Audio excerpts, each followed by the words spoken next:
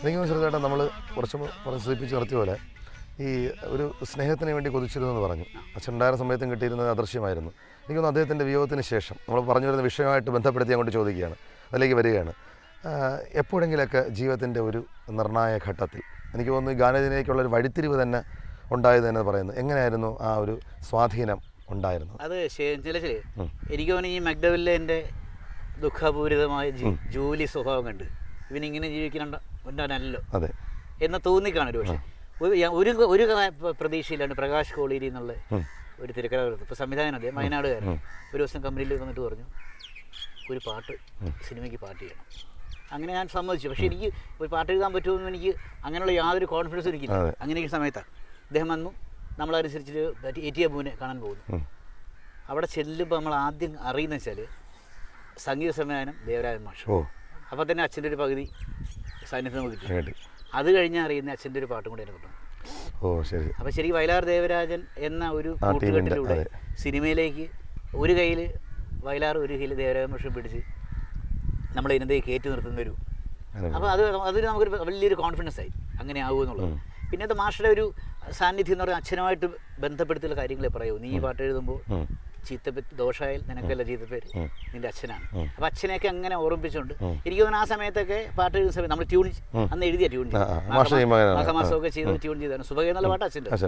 അങ്ങനെ ആ ഒരു സാന്നിധ്യത്തിലൂടെ തന്നെയാണ് സിനിമാ രംഗത്തേക്ക് ഞാൻ പ്രവേശിച്ചത്. പിന്നെ ഓരോ തവണയും ഓരോ പാട്ട് എഴുതുമ്പോഴും എൻ്റെ പുറകിൽ വന്ന് നിൽപ്പുണ്ടോ അല്ലെങ്കിൽ എൻ്റെ കൂടെ ഇരിപ്പുണ്ടോ എന്നൊക്കെ എനിക്ക് പലപ്പോഴും തോന്നിയിട്ടുണ്ട്. ഇത് പല ഘട്ടങ്ങൾ, അതായത് ചിലപ്പോൾ നമുക്ക് പെട്ടെന്നൊരു പാട്ട് ഉണ്ടാവും. ഇപ്പോൾ എൻ്റെ മുന്നേ നമ്മൾ ഞാൻ പാട്ട് എഴുതില്ലെങ്കിലും 2-3 പാട്ട് ചെയ്തുള്ളൂ. ആ സമയത്ത് അടുത്തുണ്ടെന്നുണ്ടെങ്കിൽ പാട്ട് പെട്ടെന്ന് വരും എന്ന് എനിക്ക് തോന്നുന്നു. ചിലപ്പോൾ നമ്മൾ പാട്ട് ആലോചിച്ചു നടക്കുകയാണെങ്കിൽ നമ്മളെ കയ്യെ പിടിച്ച് മുറിയിലേക്ക് കൊണ്ട് വരുത്തി എഴുതിക്കും. ചിലപ്പോൾ പാട്ട് നമുക്ക് കിട്ടാണ്ടായി നമ്മളെ സങ്കടപ്പെട്ടിരിക്കുമ്പോൾ ഒരു താങ്ങ് തലയ്ക്ക് തരും. അങ്ങനെയൊക്കെ ഉണ്ടായിട്ടുണ്ട്. പിന്നെ ചില സമയത്ത് പാട്ട് കിട്ടാണ്ടേ വരുന്ന അവസരത്തിൽ ഞാൻ അച്ഛൻ്റെ പാട്ടുകൾ വെറുതെ ഇരുന്ന് പാടും. ഈ ഹോട്ടൽ മുറിയിലും വീട്ടിലുമൊക്കെ ആണെങ്കിലും അച്ഛൻ്റെ പാട്ടുകൾ ഞാൻ പാടും. പാടി പാടി പാടി പാടി പാടി ഒരു പക്ഷേ ഒരു പ്രാർത്ഥന പോലെ അത് അച്ഛൻ കേട്ടിട്ട് അങ്ങനെ ഉണ്ടായിട്ടുള്ള ഒത്തിരി പാട്ടുണ്ട്. നമുക്ക് പാട്ട് എഴുതാനുള്ള ഒരു മാനസികാവസ്ഥ ഇല്ലാത്തപ്പോഴും ഈ പാട്ട് പാടി വരുമ്പോൾ അത് കേൾക്കും ആ വിളി കേട്ട് പോലെ വന്ന് അങ്ങനത്തെ ഒത്തിരി അനുഭവം ഉണ്ട് ധാരാളം. പിന്നെ ഏറ്റവും കൂടുതലത്തെ അനുഭവമാണ് ഈ പറഞ്ഞ വിഴിരണ്ടിലും. വിഴിരണ്ടിലും ചില ഒരു തവണ ജോലി നഷ്ടപ്പെട്ട കമ്പനിയിലെ അവസ്ഥ. മുത്തശ്ശിയമ്മയ്ക്ക് അച്ഛൻ്റെയൊക്കെ അവിടെ ഒരു അനുഗ്രഹമൊക്കെ ഉണ്ടായതാണ്. മുത്തശ്ശിയമ്മ അസുഖം പിടിച്ച് കിടന്നു. അപ്പോൾ അനിയത്തിയുടെ കല്യാണം നിശ്ചയിച്ചു. പിന്നെ ഉദരത്തിൽ ക്യാൻസർ ആയിരുന്നു. അപ്പം കല്യാണം നിശ്ചയിച്ചിട്ട് നമ്മുടെ കാർഡൊക്കെ അടിച്ച് കഴിയുമ്പോൾ ഡോക്ടർ പറഞ്ഞു കല്യാണം മാറ്റി വെച്ചോളൂ, പിന്നെ മുത്തശ്ശിയമ്മ വരുമ്പോൾ മരിക്കുന്നു.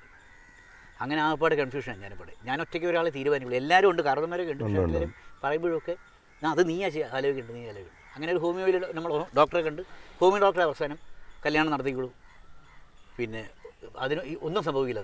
അങ്ങനെ മുത്തശ്ശിയുടെ അസുഖം മാറി. ആ സമയത്തൊക്കെ ഈ ഒറ്റയ്ക്ക് ഒന്നും അല്ലാത്ത എല്ലാവരും സപ്പോർട്ട് ചെയ്തുകൊണ്ടെങ്കിൽ ഒറ്റയ്ക്ക് ഒരു തീരുമാനം എടുക്കാനുള്ള തൻ്റെ ഇടം എനിക്ക് ഉണ്ടാക്കി തന്നത് അതിൻ്റെ പിന്നിൽ അച്ഛൻ തന്നെ ഉണ്ടെന്നാണ്. അച്ഛൻ്റെ ഒരു സാന്നിധ്യത്തെക്കുറിച്ച് ഞാൻ പറയാൻ കഴിയും. അച്ഛന് ഏറ്റവും ഇഷ്ടമാണ് കൊതിതീരും വരെ ഇവിടെ ജീവിച്ച് മരിച്ചവരുണ്ടോ ഇവിടുന്ന് പോകരുന്നുള്ള ആഗ്രഹക്കാരാണ്. അത് അച്ഛൻ്റെ മരണാനന്തര ചടങ്ങ് നമ്മൾ നടത്തുമ്പോഴും സ്വർഗാരോഹണം വേണോ, ചന്ദനമുട്ടിയിൽ ആവാഹിച്ച് എന്താ വേണ്ടത് അച്ഛൻ പറഞ്ഞു. അച്ഛൻ്റെ ആത്മാവ് പറഞ്ഞു എന്നാണ് തന്ത്രി പറയുന്നത്. ചന്ദനമുട്ടിയിൽ ആവാഹിച്ച് ഏറ്റുമാനൂർ കൊണ്ട് അരച്ചു ചേർക്കാനാണ്. ഇവിടുന്ന് പോകാൻ കഴിയില്ല, സ്വർഗാരോഹണം വേണ്ട, ഈ ഭൂമി തന്നെ മതി. അപ്പം അത് കാരണം എനിക്ക് അതും കൂടെ ഉണ്ടായി. നമ്മൾ ചന്ദനമുട്ടി ആവാഹിച്ച് പിന്നെ അവിടെ കൊണ്ട് അരച്ചു ചേർത്തു. ഏറ്റുമാനൂർ ശിലയിൽ അരച്ചു ചേർത്ത് ധാര ചെയ്തു. അപ്പോൾ എനിക്ക് സത്യം പറഞ്ഞാൽ ഏറ്റുമാനൂരപ്പൻ വയലാറാൻ പറഞ്ഞു. അപ്പം അങ്ങനെയാണ് എല്ലാം കഴിഞ്ഞിട്ട് മിഴിലുണ്ട്. അപ്പോൾ ജോലി പോയി. രണ്ടാമത് അവർ വാൺ ചെയ്തു, ഒന്നെങ്കിൽ സിനിമ അല്ലെങ്കിൽ മക്ഡവെൽ. എന്ത് ചെയ്യണം തീരുമാനം ഒന്നും അറിയില്ല. രണ്ടാമത് ഇപ്പോൾ ഈ മിഴിലിരുന്നെടുത്ത് ആ പ്രോജക്റ്റ് ആദ്യം പോയി മരം പെയ്യുമ്പോൾ പ്രോജക്റ്റ് പിരിഞ്ഞു പോയി, നടക്കണ്ടായി. പിന്നെ എന്ത് ചെയ്യണമെന്ന് അറിയാൻ വേണ്ടി ദിവസം യാത്രയ്ക്ക് ഇരിക്കുമ്പോൾ രഞ്ജിത്തും ബോംബെ എന്ന് വിളിച്ചിട്ട് പറഞ്ഞു അന്ന് നിൻ്റെ നുണക്കുഴി തെളിഞ്ഞിട്ടില്ലാന്ന് മറ്റൊരു പാട്ട് എഴുതാൻ പറഞ്ഞു. ഞാൻ അങ്ങനെ തന്നെ എഴുതി. എന്തിനാണ് ഇടം കണ്ടു അത് എഴുതി. ആ സാധനം എഴുതാനായിട്ട് ഞാനിങ്ങനെ എന്താ എഴുതണ്ടേ കാര്യം. ഞാൻ 10 ദിവസത്തെ ലീവിനാണ് വന്നിരിക്കുന്നത്. തിരിച്ചെന്നില്ലെങ്കിൽ വീണ്ടും ജോലി പോകും.